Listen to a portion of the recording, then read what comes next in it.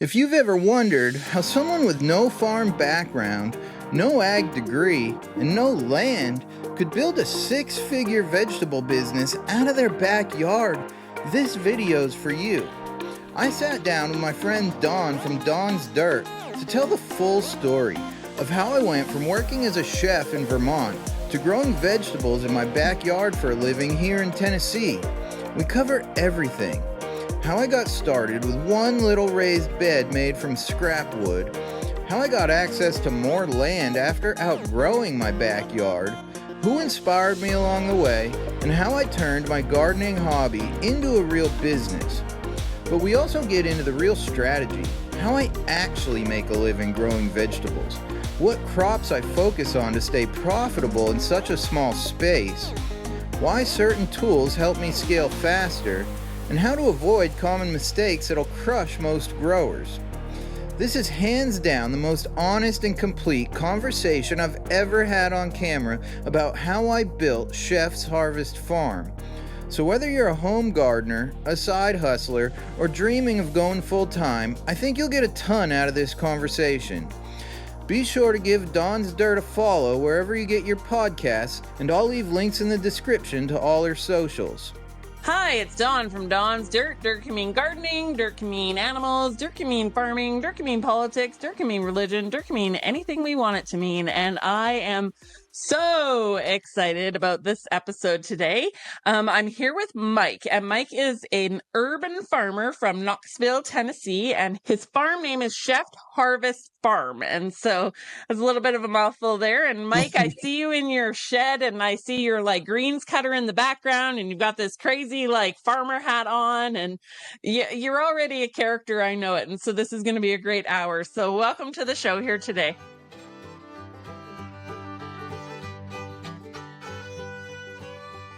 Yes, ma'am, that's me, also known as Chef Mikey. Nice. I love it. So you're an urban farmer. And so can you tell us, what does that mean? What's an urban farmer? I know what it means, but my listeners might not know what it means. Yeah, so it can obviously refer to farming in a city, which I do. It also can just some people are considered urban farmers, but they live in rural communities. Just their farms are super small, kind of like backyard scale commercial farming. Basically, I started all this in my backyard. I knew nothing about gardening at all. I just built a little raised bed out of wood, and that's how it all started as a chef. And I wanted to grow some tomatoes and garlic, and it just got out of hand, and so urban farming for me, I'm kind of in the suburbs, but a lot of urban farmers have multiple plots, so I have two plots. I lease, I grow a lot of it in my backyard on about I own 1 acre, but there's a house in the middle, and so the garden is a quarter of an acre in my backyard, and then I lease about an acre at somebody else's house that's they own an 80-acre homestead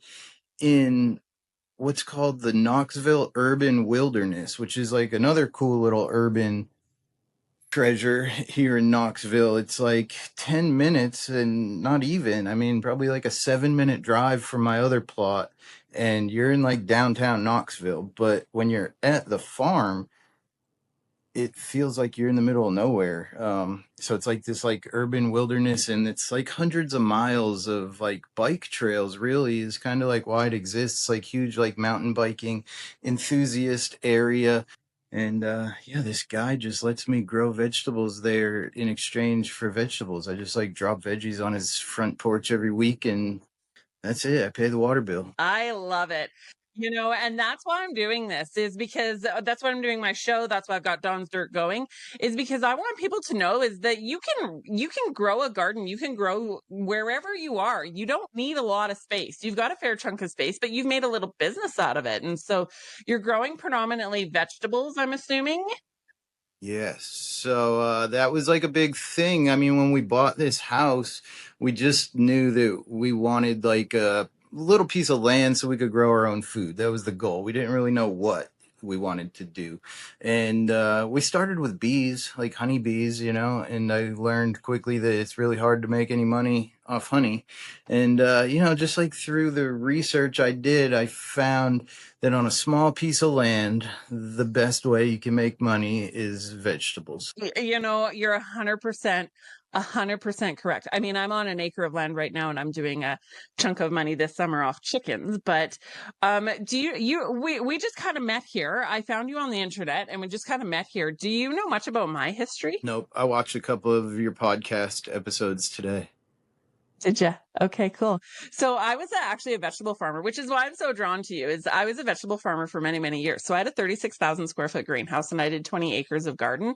But I was actually part of a group called YYC Growers. They're no longer, unfortunately. And yeah, like it was a group made up of, it started off with a group of urban farmers, just like you, growing vegetables in their backyard and making a living at it. And so I was one of the bigger veggie farmers out in the country, but still like that's where the roots were. And so there was people in our group that made a living off of just growing in backyards in the city of Calgary.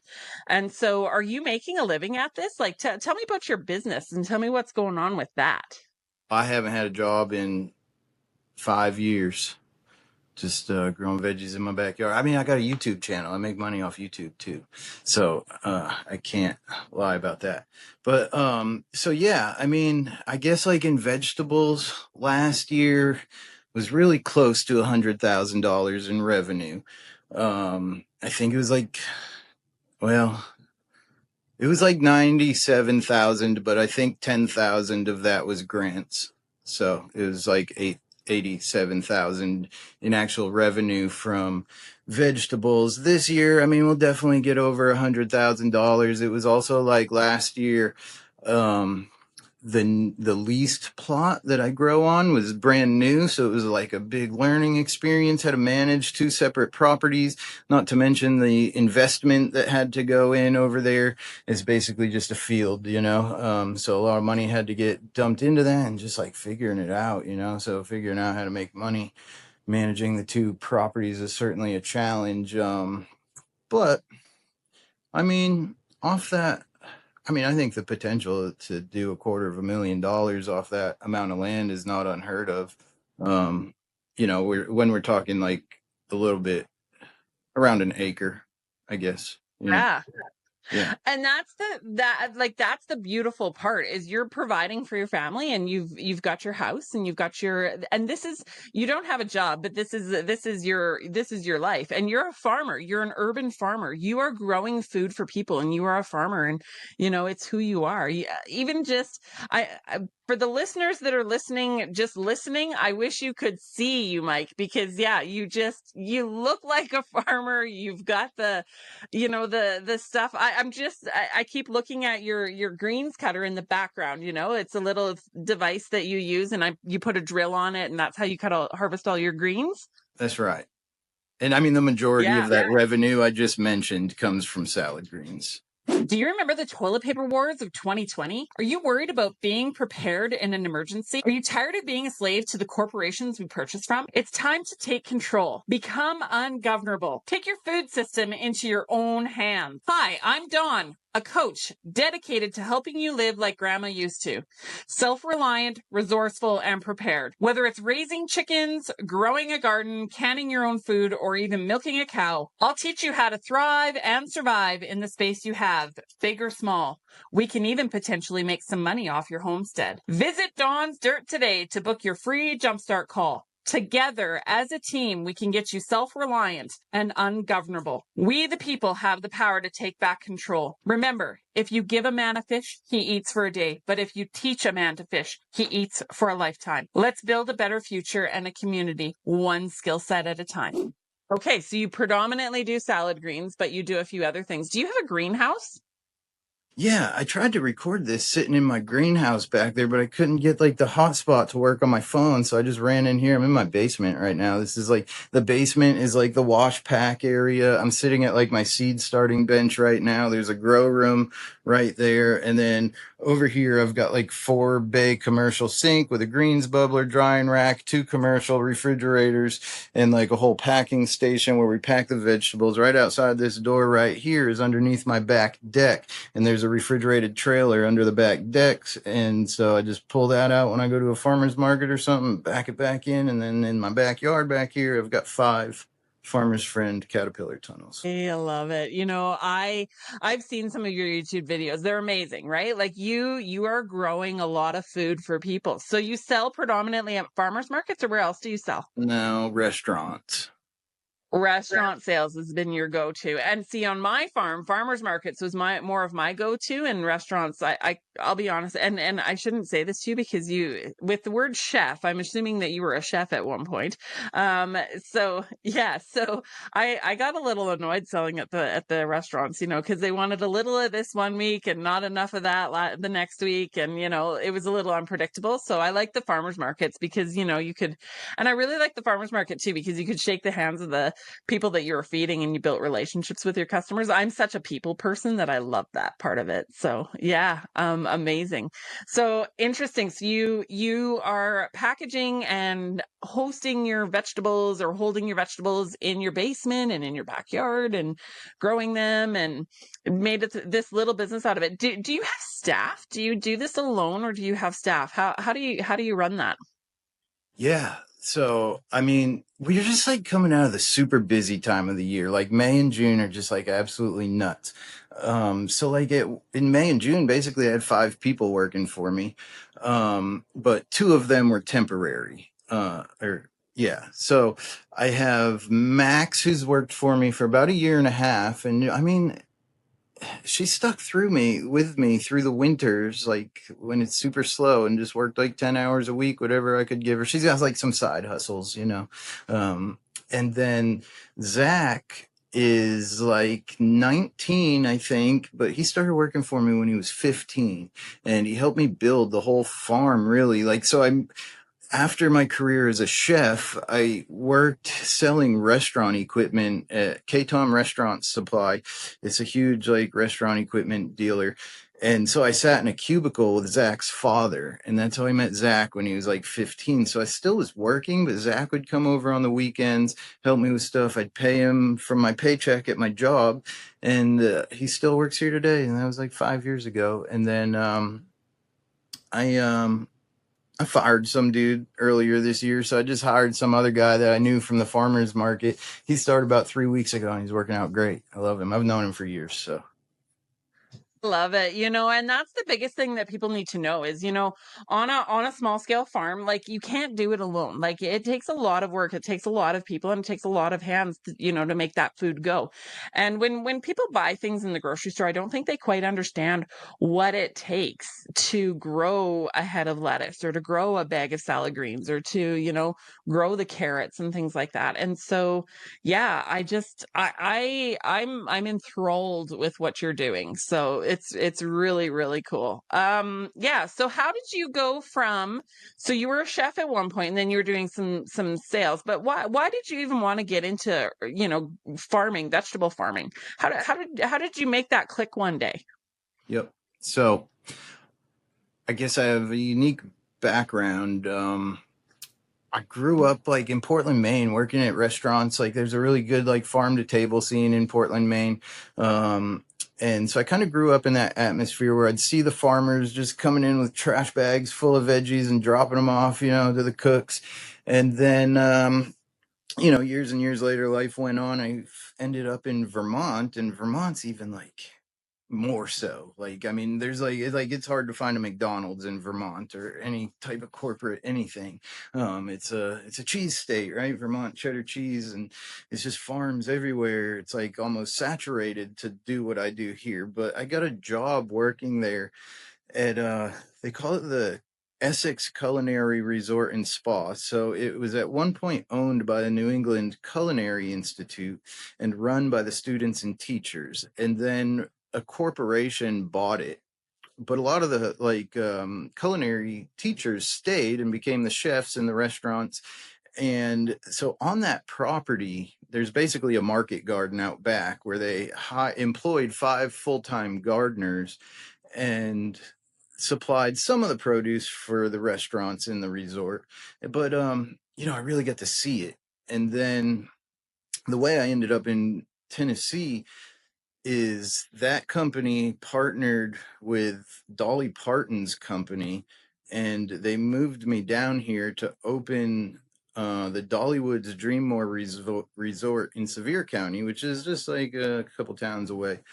But that town is like it's an amusement park, it's like working at Disney World, or like a Disney World resort. So it was like culture shock, not to mention the whole moving to the south from the north thing.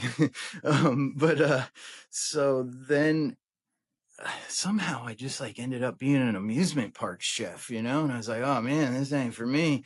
I need to get out of here. And that's how I ended up working at the restaurant equipment store. And then that wasn't it either. Like sitting in a cubicle, I was like, man, fuck this.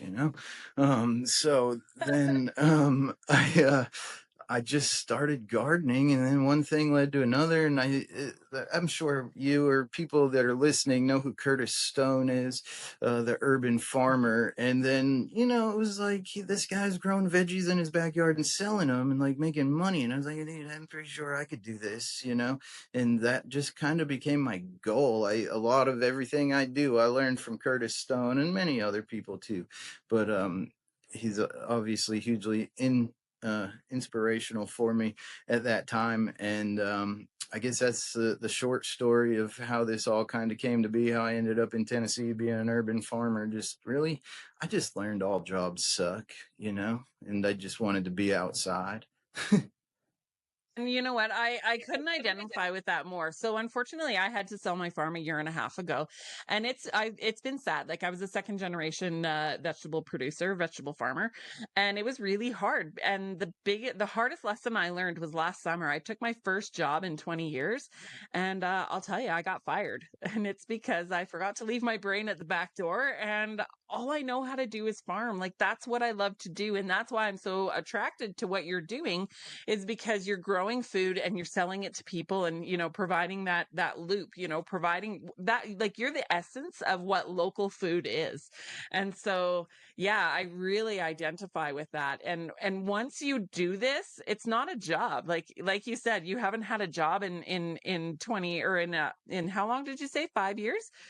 Yeah, you haven't had a job in 5 years, but yet you are working. I mean, I was a vegetable farmer. I'm sure that you are working more than 40 hours a week, right? More than you were working in the cubicle, more than you were working for any other job you've ever had in your life. But it's not a job. It's just what you do and what you love. And that's what I'm doing now too, right? Once you're a farmer and getting your hands in the soil and growing things and raising things and doing food for people, it's not a job. It's just who you are. It's your identity. And so that's really cool. Now, tell me about the vegetables that you grow. What's the difference between your vegetables that you grow and the vegetables that you would find in a supermarket or in a big chain supermarket someplace? Yeah, sure. So you definitely have to be like strategic when you're growing on such a small piece of land like I am, right? Like you can't grow corn, right? If I just grew it all to corn, I would probably make like a couple $1,000s a year, right? You get like one shot, you grow your corn crop. Maybe you could get 2 crops out of a year. I don't think so, though, typically. Um, Down south, maybe, but yeah, not in yeah, Canada for sure. yeah, right. So uh, uh, to make a profit, you have to focus on fast growing crops and turning those over multiple times. And so the salad greens falls into that perfectly. So like I'm typically transplanting using the paper pot transplanter. So like in this type of heat, I mean, there's other methods that needs to be used to protect it from the heat. I do grow it all summer long, but it takes 4 weeks in the ground, right? So I plant them for 4 weeks in the seed trays using paper pot transplanter, and then I transplant it and it's in the ground for 4 weeks, and I harvest it and I plant arugula.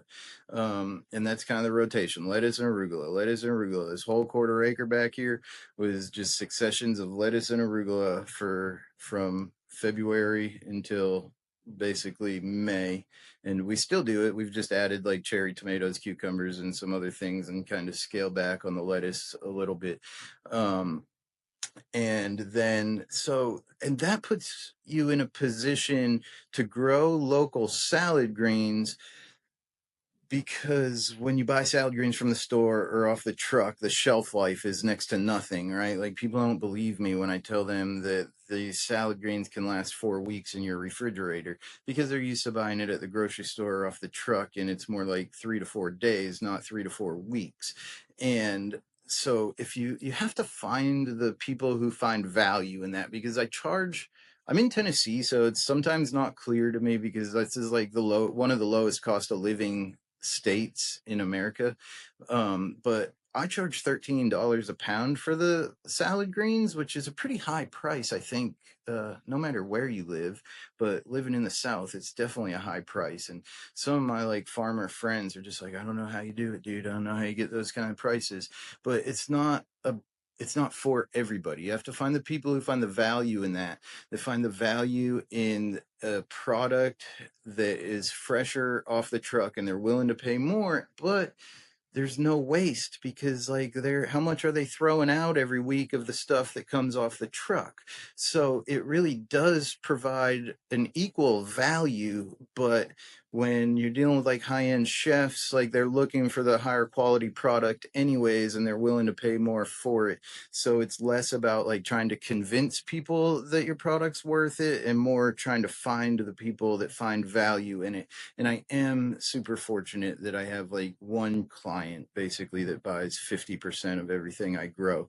And it's just like a huge luxury resort. So like, anybody trying to get into like restaurants, I would, recommend, I guess you do want to start small, but once you get to a certain size, like, go for the big guys that are going to take everything you got. You know what I mean? You don't have to deal with $50 here, $50 there. I mean, these people buy $2,500 worth of veggies from me every single week, and yeah, gladly sell it to them. Absolutely. I hear you and I understand you and I agree with you, because I did it for since I was 5 years old. And yeah, absolutely. And when it comes to the quality, you're 100% bang on. I used to say to my customers all the time, I would say, buy my tomatoes, and they would say why? And they tasted like tomatoes, not like cardboard. They were really good tomatoes.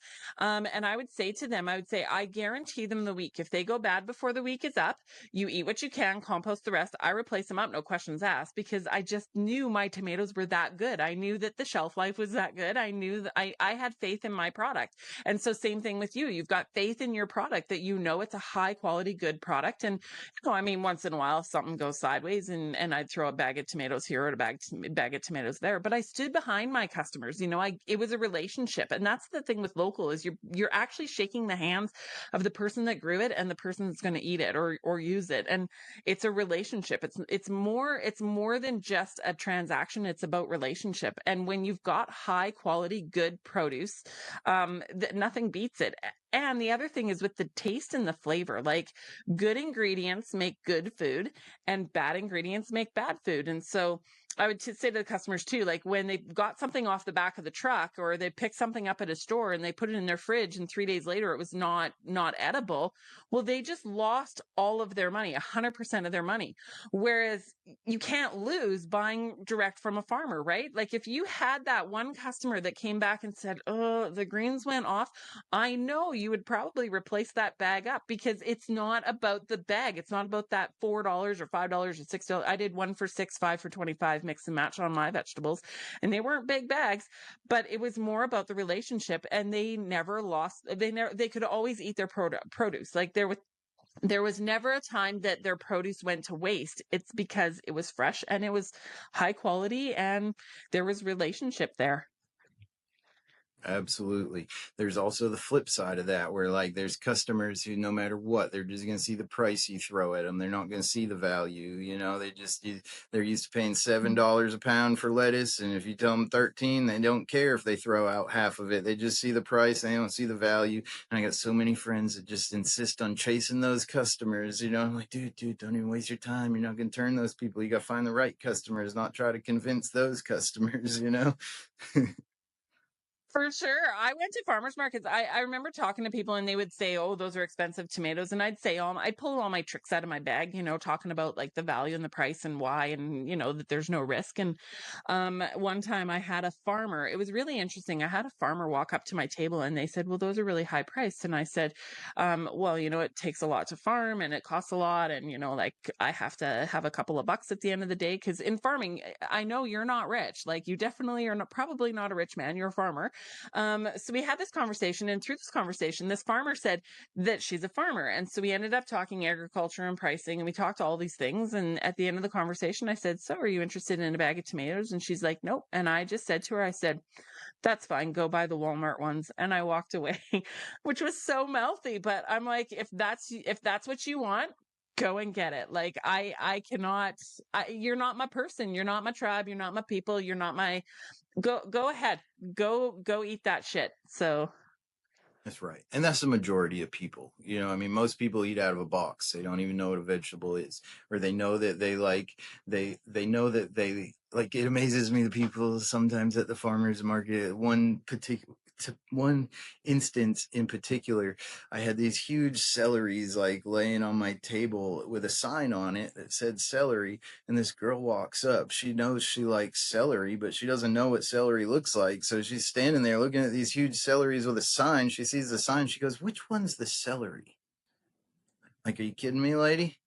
You know what I mean? People eat out of a box, so they eat like a frozen dinner. They know it's got celery in it and they liked it. They know that, but they don't know what to do with a big giant head of celery, or they don't even know what a big giant head of celery looks like. And most people don't, because in the store, the celery's like the leaves are cut off, it's packaged up, you're just buying like the stalks. Most people don't know what it looks like on the plant. Or like Brussels sprouts is another good example, right? Most people have no idea how Brussels sprouts actually grow. People are just so disconnected from their food to begin with. You're like, Target is like the 10% of people that actually cook at home and like enjoy fresh vegetables. that's where I feel like we need to get back to. We need more education and more people like you.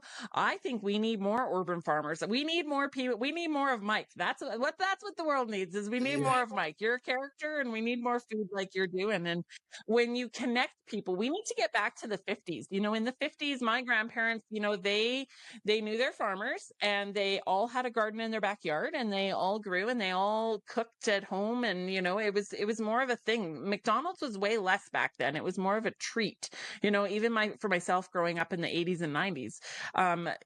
Going out to eat was a treat. It wasn't, a daily habit. Whereas I feel like we've flipped, in North America here, we flipped that upside down to, you know, macaroni comes out of a box and cereal comes out of a box, and you add milk or you get your oat milk. I don't know. I milk my goats. I've got goats now, but like they're so disconnected from the food, and we need more people just connecting back to the food. And I think the more we just have conversations and more of you, like I think we'll get back to that place. Can remember in 2020. Were you a farmer in 2020? I was like trying to become a farmer in 2020, and all the things kind of happened, right? And I decided to proceed. I was like, screw it, I'm doing it. And I just kept going. So I remember in 2020, we had the toilet paper wars here in Canada. I don't know if you had that in the States or not, but we had the toilet paper. Okay, you did. We had the toilet paper wars, and people were genuinely concerned about where their food was coming from. And I had people coming up to me saying, "You've got food, right?" And I'd say, "Yes, I've got food. Like, don't worry about it. I've got you. Like, don't worry about it." And so, I'm just curious, how did 2020 play into your farm? Because if you're just brand new getting into it, what did that do for you as a person and as a farmer? Right. I thought about giving up, right? Like all the crazy things going on in the world. Like, man, I'm trying to start this farm, this business, right? This is my way out of this cubicle. Maybe I just need to quit and or just take it easy for a minute and see what happens. But I was fortunate that the people who owned the company I worked for were supportive and even kind of like my best customers. And they just kind of loved me in a way they don't necessarily love all of their employees. And they kind of turned a blind eye and looked the other way as I was slinging veggies from under my desk at work. I would imagine they would probably have not been so lenient with certain people.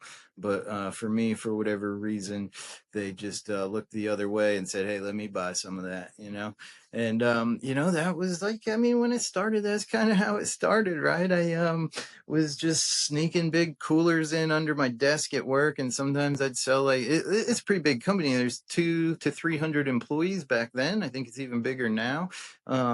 So like I would sell $200-300 a week worth of veggies just from under my desk, and just take all that money and reinvest it. And I think around that time too, I just started like making posts on Facebook saying like what I was doing. And I always did that from the beginning. I think that's super important for anybody who wants to like start a small scale farm or anything like that. Like document your journey and post it on social media. Because when people find out who you are, that's the first thing they're going to do. They're going to go look at your social media account, and then they're going to be like, oh, wow, this is cool. I want that, and that's really how my business kind of grew. I was posting things for sale. The people would order it, and typically it was people from work. So they'd place the orders off my Facebook and I'd bring it to work. But, there was other people who I used to work with and things like that. They were like stopping by the house. Some neighbors started to notice, came knocking on the doors. And then a couple chefs noticed my Instagram and they reached out and started wanting to buy stuff. And that's kind of when I was like, okay, like I think I can actually move some serious product like with these guys. And one of those guys is still one of my best customers today. They buy about uh 20 to 30 pounds of lettuce, anywhere from 20 to 40 pounds of arugula, 30 pounds of kale, and kind of anything else that I have kicking around sometimes every single week for the last 5 years. And they just kind of found my Instagram one day and asked if they could buy stuff. And I still work with them today, which goes back to like, keeping those relationships. It's not easy. So you piss somebody off or something like that, it's just go back to buying stuff off the truck. Yeah, I do have a hot temper, so I have burned a couple of bridges in my life, but I mean, what farmer probably doesn't? But I love that story of slinging vegetables underneath your desk because that's how it starts. So I do coaching. I actually am coaching people how to do farm to table sales. And so that's where I'm headed to with my business. I don't farm anymore, but I know how to do it. I know how to grow food. I know how to sell it. I know all the like I that's what I do. And so I'm teaching people now. And I that's the biggest thing is to take things that you have and go to your community around you. You had coolers under your desk and you had access to 200 people, that are potential customers, and you were slinging vegetables at work, double dutying it while you're at work and doing your farming thing. And that's where it's at, and that's how you have to start. You have to start with those baby steps and go within your communities and reach out and then grow bigger and then grow bigger and then grow bigger. And next thing you know, you've got 5 employees and 2 plots and a fun hat and a salad or greens harvester in the background, and you're on some lady's podcast. And the YouTube part, I agreed. Like hindsight, I will tell you one of my mistakes. Hindsight, I should have documented more of my journey as a farmer. I bought my ex-husband out. I was a single mama farmer. I should have done more of the social media side. I should have done more of the documenting. I should have been a reality TV personality. I said that over and over, but I just didn't have the way to do the other end of the camera. So, but that's one of the hindsights. And so you did it right from start. You did the social media, you did the, with your community, and you've just branched out and you're building an empire. And I'm so proud of you. Like I saw your post. That's how I found you. One of your posts came across one of my feeds, and I was like, I want this guy on my show. So I'm actually honored that you would be here with me today. So thank you for your time. Oh, heck yeah. I appreciate it. I think, sometimes I like to use my YouTube channel. I mean, it's not huge, but it's growing. I mean, I think I just hit 37,000 subscribers today. And I mean, that's decent, but I like to use the channel to like try to help my friends too, you know what I mean? If I can help promote my friends to get seen and things like that, that type of thing is more important to me than the money. I mean, the money is important too, but I mean, you wouldn't believe the types of like businesses that reach out to me and want me to promote their products on my YouTube channel. Like, I get the heck out of here. I'd rather just be on a podcast, I love it. Well, the Greens Harvester, they should reach out to you and do something like that. But yeah, no, you're right. And it brings it back, like that just shows your heart. And that's the heart of a farmer. Is a farmer is someone who wants to help others. And along my farming journey, I had lots of people come alongside me and help me. You mentioned Curtis Stone, he didn't help me, but I had other farmers within my circles that told me you should grow your potatoes like this, and I grew corn, so you should grow your corn like this, you should grow your tomatoes like this, in the greenhouse industry prune like this, doing all of those things. I had people, my competition, quote unquote competition, sometimes at farmers markets would teach me how to grow food. And that's where it's at, really, is when you build community and you build those relationships and you work with one another, and you've had that, and now you're able to give back to others. And that just shows the heart of who you are as a person, and who you are as a business owner, and you will fly. I know that. Yeah. Yeah, one of my best friends is my biggest competitor, I would say. We share a lot of the same restaurant clients. He's two booths down from me at the farmers market. I went to farmers markets for like the first few years, and then last year I just couldn't keep up with the demand anymore, and I just quit around July or August of last year, and I didn't go to farmers markets, but I did go for 6 weeks in May and June this year. And so my last farmers market of the year was a couple weeks ago, and I just go back to restaurant sales now. But yeah, I was a customer at the farmers market for years. We shopped there every weekend. And so before I started my farm, I started telling people that I wanted to start a farm, and I started talking to the farmers. And now many of those people are some of my best friends, and, I made a lot of friendships and jobs and things, all kinds of things I've been involved in throughout my life and careers. But some of the strongest relationships I've ever made are some of the other farmers market vendors. So Yeah, tight. absolutely. Yeah, for sure. I've got the same thing. One of the things that I did last summer was I actually didn't go to, for the first summer in probably 12 years, I didn't go to a farmer's market, and it was hard. But the first farmer's market I went back to, I actually walked through the farmer's market and I just burst into tears over and over and over again, because those were my people. And so now this year I've got eggs and I've got chickens, and I'm back at the farmer's markets, and the customers are recognizing me, and the vendors and everybody. And it fills my cup again, and I love it. I used to be known as the tomato lady, and now I'm the chicken lady or the egg lady. So it's so much fun. The point is, it's food for people. Now, I do have a question for you. So up here in Canada, we actually have a lot of farmers markets, but what tends to happen at farmers markets is people will buy and sell produce, and they'll buy and sell it as farm direct, but it really isn't. It's the stuff that you'd buy in a grocery store, and it's being sold as farm direct. Do you struggle with that as well? Like, I had to explain to people, no, I grew this in my backyard. I have it, it's mine. Like, I'm the farmer. This is one-stop shop. Like, it's direct from my backyard to your kitchen. And so do you struggle with that at all down there? People reselling produce? So I'm very fortunate. And it's not by accident, though. I mean, it's on purpose. The farmers market that I attend is a producer only farmers market.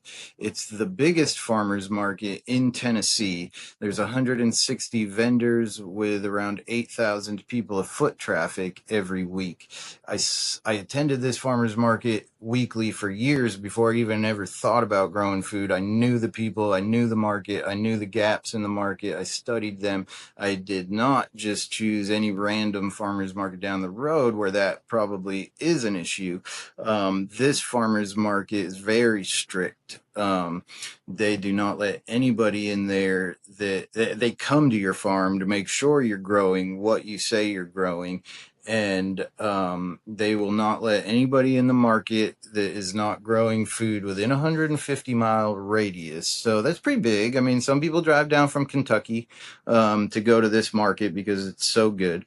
But, you know, there's something that you want to think about before you sign up for a market. I see a lot of people like on that Facebook group that, you know, the Market Gardener Success Facebook group, you know, with those types of questions, you know, but it's like those are the types of things you want to figure out before you attend to that market. I think, you know, you want to find the markets that are going to be a good fit for you.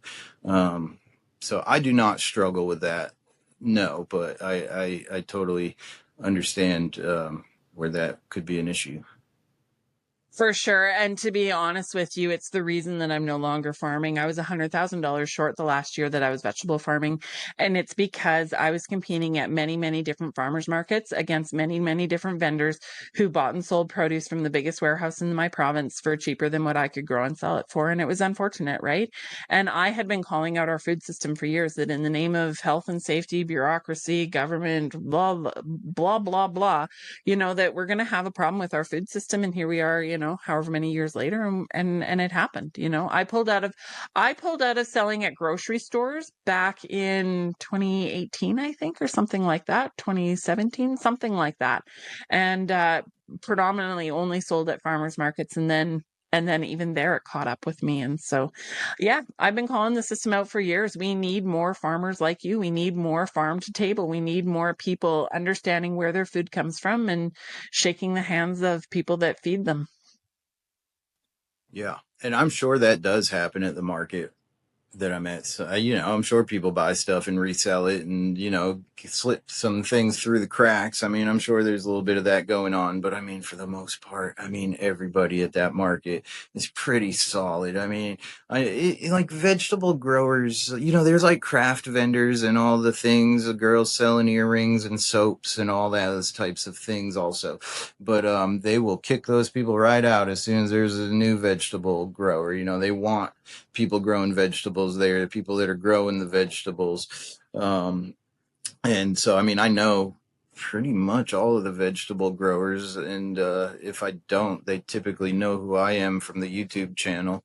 And you know, everybody's kind of on the same page. It's an outstanding community. I'm super fortunate. And it's weird. Like, I didn't think that I would find that in Knoxville, Tennessee, but there is just this insane, huge, outstanding farmers market that is very, very well run, right here in our city. And, you know, and we can get like fairly high prices at that market, which, is outstanding for our community. And part of that is that not so the resort that I told you about, that luxury resort that I sell like half of my stuff to, we're like an hour away from the Smoky Mountains. So I do drive an hour away to my biggest customer. But this resort, it's called like Blackberry Farm and Blackberry Mountain, and they're like super prestigious. It costs outrageous money to stay there. Like A-list celebrities stay there. And so the chefs that work there, you know, it's like the type of place you like go get an internship there, and then you can just work anywhere in the world for the rest of your life when you have that on your resume. So like a lot of my other clients in town came from that resort, came into town, opened their own restaurants in town. So that's partially like why we have such a good, like big local food scene here, is because a lot of these like big name chefs that came from that resort come to town, and they are looking for the types of things that people like me have, you know? Absolutely. And that comes back to the community thing. We can't say that word on my podcast. I don't even know how many times I say that word community, because it's about relationship. And, that's where we need to get our food back to, is the relationship. Shake the hand of the person that feeds you, and grow a little in your backyard. I actually don't think that I don't think that we should ever import lettuce from anywhere in the world ever. Even here in Canada, because we can grow it ourselves. There is no reason. When you're in Knoxville, Tennessee, go get your lettuce. And when you're in, Calgary, Alberta, go get the Calgary lettuce, or the Olds lettuce or the Didsbury lettuce, like it's just so important to just know we just shouldn't have to ship these things all across the world. It's just crazy to me. No. That I remember like an instance, particularly when I was a chef at like the amusement park resort, that I was like cutting up a red bell pepper, and I looked at it and it's got this sticker on it and it says product of Peru.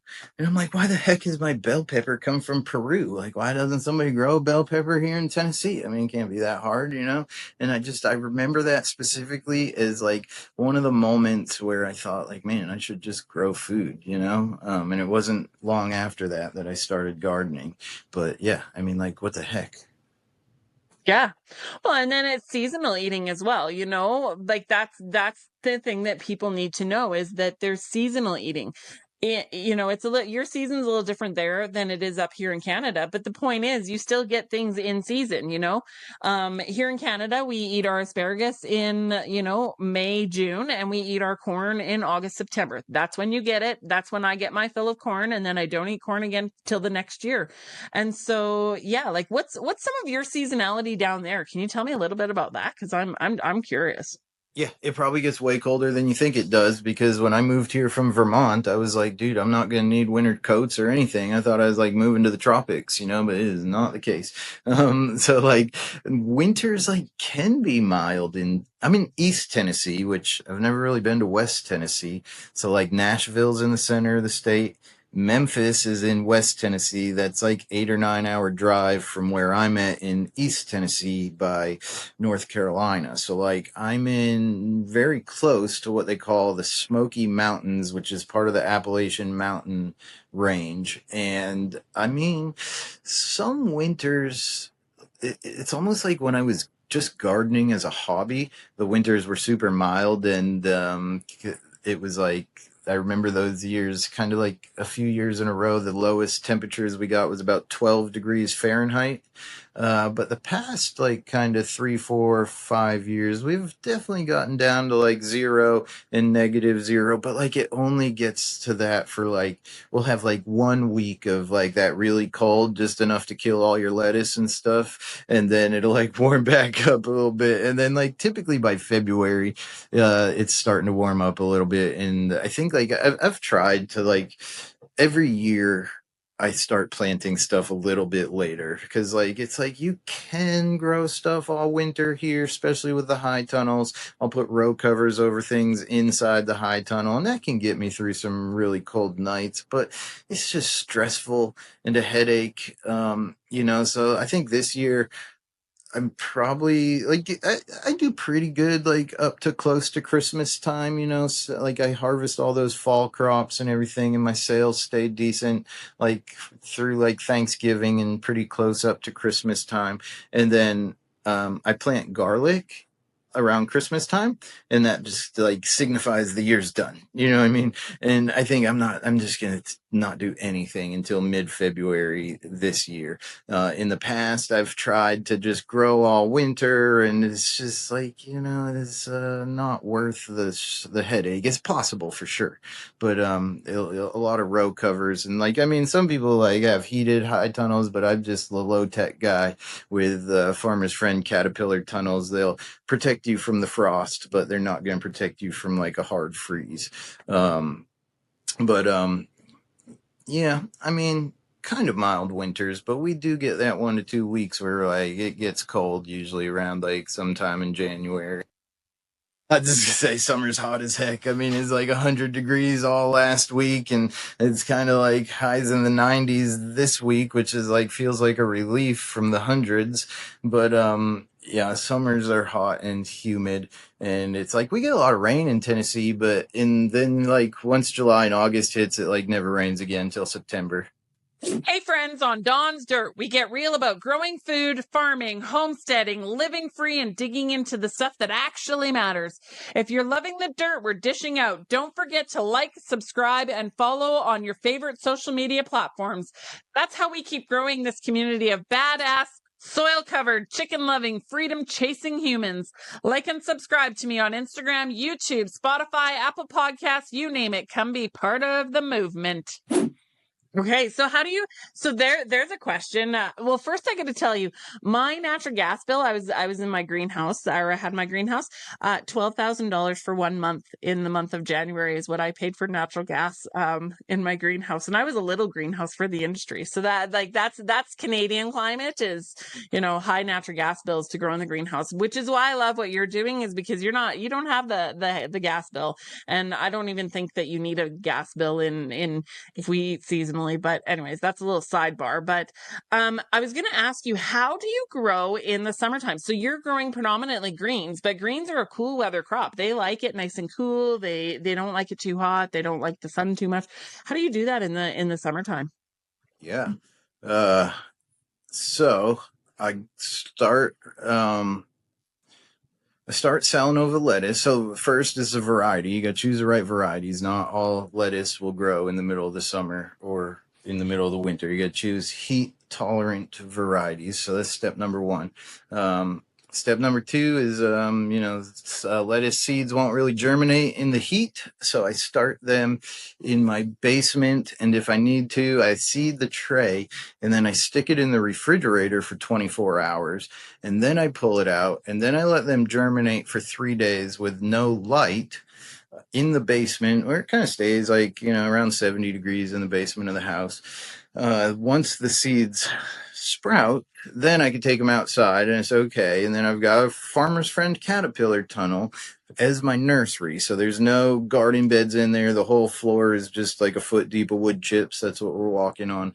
And I've just got pallets propped up on cinder blocks. And those are my nursery benches for now. And so then I bring them out there and I grow the seedlings, but when I have a little system on my high tunnel with a 50% shade cloth and ropes. So every morning I pull the shade cloth down so that it lays on the ground so that all my little baby seedlings can get morning sunlight.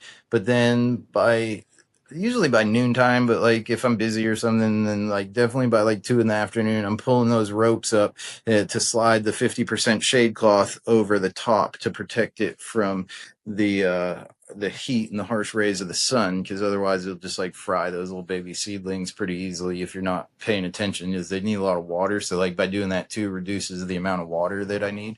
And then I use a paper pot transplanter. So that's not necessary, but it's important for me because it means I can do the task fast.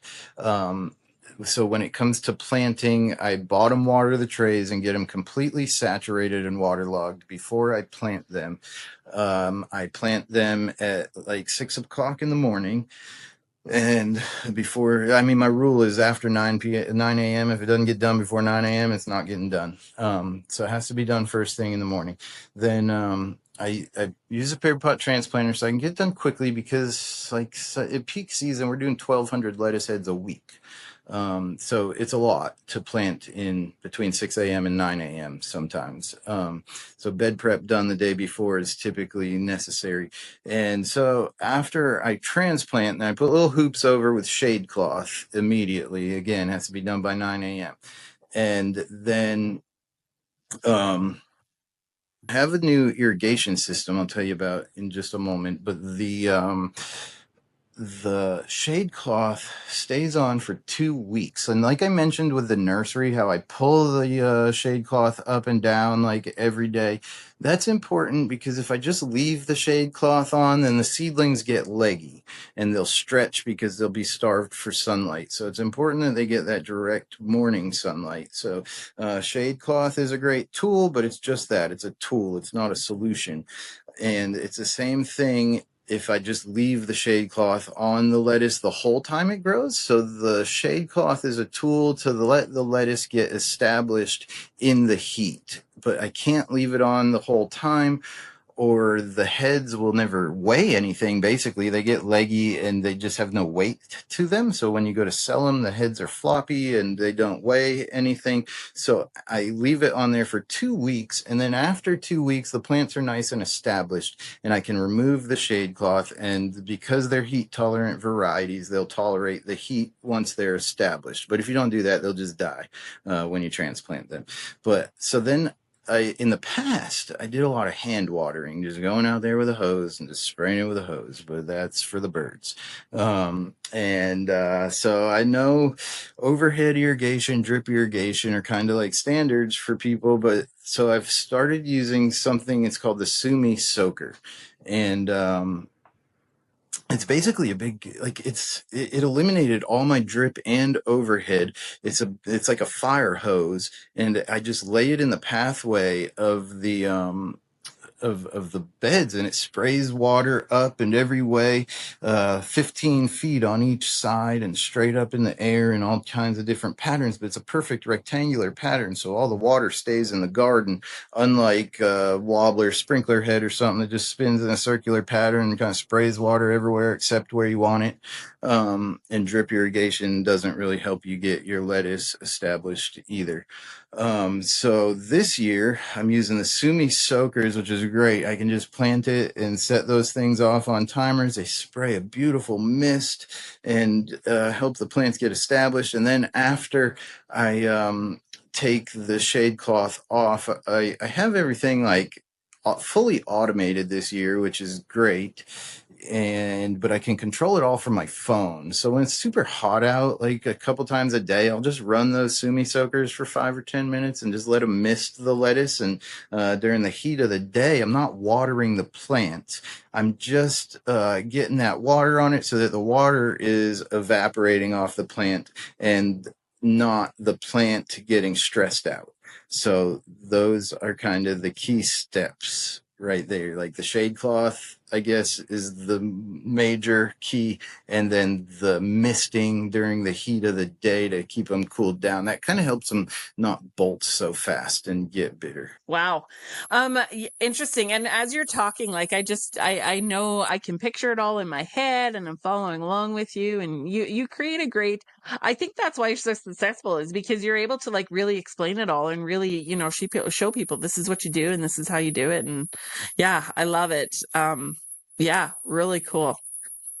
Cool. So we're almost at the top of the hour here, and this has just flown by. I could probably talk to you for hours and hours and hours, but I just want to be conscious of your time because you've got work to do. I'm sure you're a farmer, and so any last minute advice that you would give? Like if you could go back to yourself 5 years ago, 6 years ago, what would you do different? What would be the advice that you would give? Just to end it off here. Hire help sooner. Okay, interesting. I think too many people try to do this by themselves. And, I see like a lot of people online, like almost, you can tell they're about to quit. And, I'm active on like Facebook groups, gardening Facebook groups and market gardening Facebook groups. And I see people all the time, like asking, like, what do people do about burnout, this and that. And, you can just tell that these people are trying to do all this work themselves because, like you said, I mean, we're not making a lot of money, but the truth is you will make more money if you hire some help, and it won't suck so bad. Because you can do more. Like some days I don't really do anything. Like when I had 5 people here working, like I'm not doing anything. Like I've got 5 people doing everything for me. I just have to coach them. But then the work of 5 people is getting done just the way I want it because I'm instructing these people how to do things just the way that I would do it.